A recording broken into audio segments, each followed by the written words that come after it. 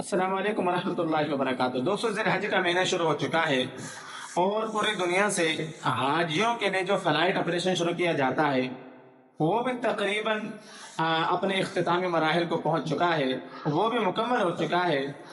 और अब हज के अंदर बस गिने चुने दिन ही बाकी बचे हैं। हज के अंदर बस थोड़े ही दिन बाकी बचते हैं। इसलिए मैं यहाँ पर हाजियों से 5 गुजारिशात करना चाहता हूँ और मैं ये समझता हूँ ये 5 बातें हर हाजी के लिए बहुत ज़्यादा अहमियत की हामिल हैं। सबसे पहले नंबर पर मैं हर हाजी से ये दरख्वास्त करूँगा कि वो अपने सेहत का बहुत ज़्यादा ख्याल रखें। ये मैं इसलिए कह रहा हूँ, यहाँ से जो हाजी हज के लिए जाते हैं उनके सिर्फ 2 ही काम होते हैं। हर हाजी के अमूमी तौर पर 2 ही काम होते हैं। पहले नंबर पर खाना बहुत ज़्यादा होता है, बहुत ज़्यादा खाना वो रूटीन से हटकर खाया जाता है। दूसरे नंबर पर मामूल के मुताबिक इबादत करना, तवाफ़ करना, उम्रा करना, जिक्र अज़कार करना, तलबिया पढ़ना, ये मशागिल वहाँ पर ज़्यादा होते हैं। तो खाना पीना तरतीब से हटकर बहुत ज़्यादा खाया जाता है और आप लोग लाखों रुपए लगाकर यहाँ से एक बहुत बड़े फरीज़े की अदायगी के लिए यहाँ से आप जाते हो और अब उस फरीज़े की अदायगी के अंदर बस कुछ ही दिन बाकी बचे हैं। आपके बहुत ज़्यादा खाने पीने की वजह से ऐसा ना हो आपकी तबीयत, आपकी सेहत उसकी वजह से ख़राब हो जाए। और मेरे दोस्तों, दूसरे नंबर पर मैं हर हाजी से ये दरख्वास्त करूँगा, क्योंकि हज के लिए बहुत ज़्यादा दिन बाकी नहीं बचे हैं, गिने चुने दिन आपके पास बाकी हैं। हज तक आप लोगों ने सबसे अहम काम वो ये करना है, ज़्यादा से ज़्यादा अपना वक़्त हरम के अंदर गुजारना है। हरम से बाहर आप लोग ना जाएं, ज़्यादा से ज़्यादा वक़्त हरम के अंदर गुजारें और हरम के अंदर रहते हुए तमाम नमाज़ों को बाजमात अदा करें और ज़िक्र अज़कार ज़्यादा करें, कुरान पाक की तिलावत का एहतमाम ज़्यादा से ज़्यादा करें और इसी तरह तलबिया का विर्द बहुत ज़्यादा रखें। ये काम आप लोगों ने 8 ज़िलहज्जा तक करना है। और तीसरे नंबर पर मैं हर हाजी से ये दरख्वास्त करूँगा, हरम के अंदर रहते हुए हर हाजी ज़्यादा से ज़्यादा तवाफ पर अपना फोकस रखे। अब इससे आगे वो उम्रा अदा ना करें। जो आपने इससे पहले जितने भी उम्रे आपने अदा कर लिए हैं, बहुत सारे हुज्जाज कराम की ये वो अपना रूटीन बनाते हैं, वो हर रोज़ उम्रा अदा करना, हर रोज़ उम्रा अदा करना।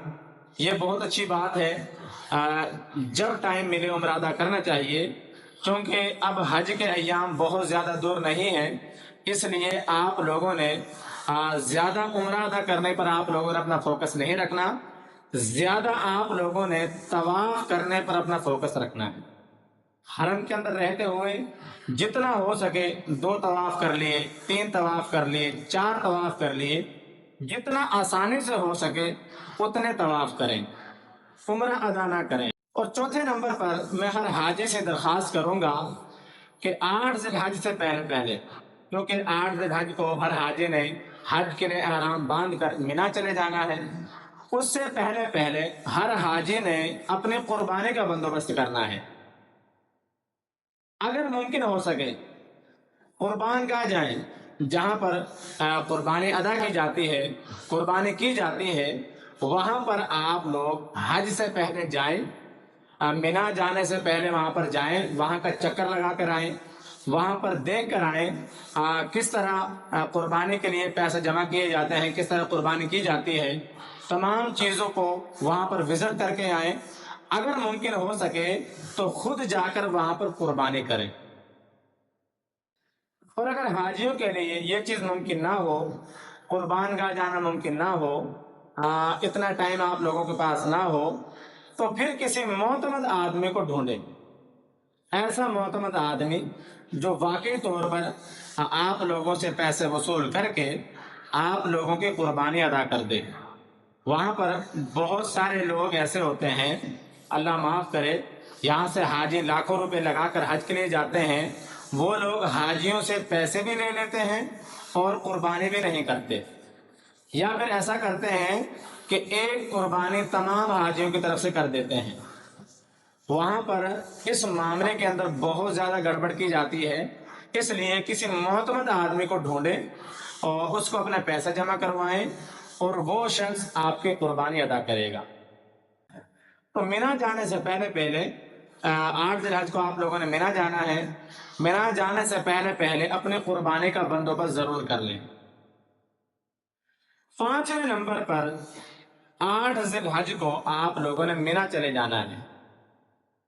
مینا جانے کے لیے آپ لوگوں نے اپنی بلڈنگ سے ہی احرام باندھنا ہے حج کے لیے۔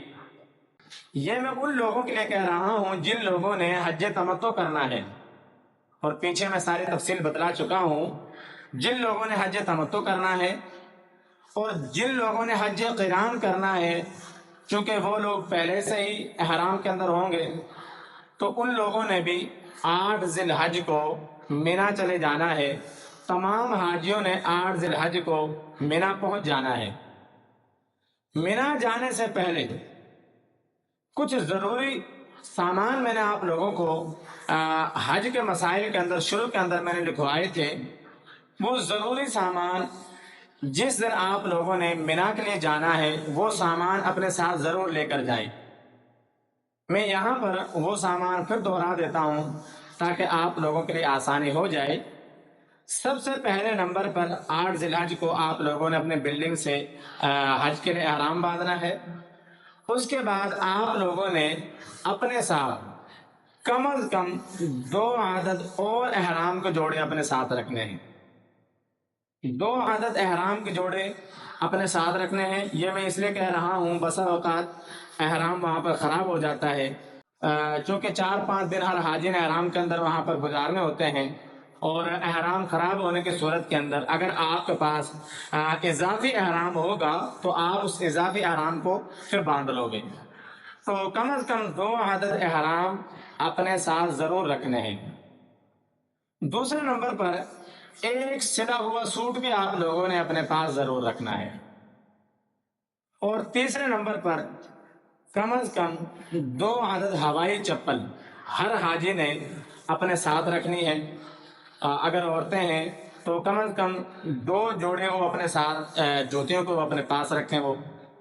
اور اسی طرح مینا جانے سے پہلے ہر حاجی نے اپنے ساتھ ایک جائے نماز بھی لے کر جانی ہے، اور اسی طرح ہر حاجی اپنے ساتھ ایک چٹائی بھی وہاں پر لے کر جائے، ایک چھتری بھی اپنے ساتھ لے کر جائے، اور اسی طرح وہاں پر مزدلفہ کے اندر کنکریاں ہر حاجی نے جمع کرنی ہوتی ہیں، اس کے لیے تھیلے وغیرہ لے کر جائے، اور کھانے پینے کے بندوبست کے لیے اپنے پاس پیسے بھی وہاں پر لے کر جائے، چونکہ وہاں پر جو کھانا ملتا ہے بہت ہلکا پھلکا کھانا ملتا ہے۔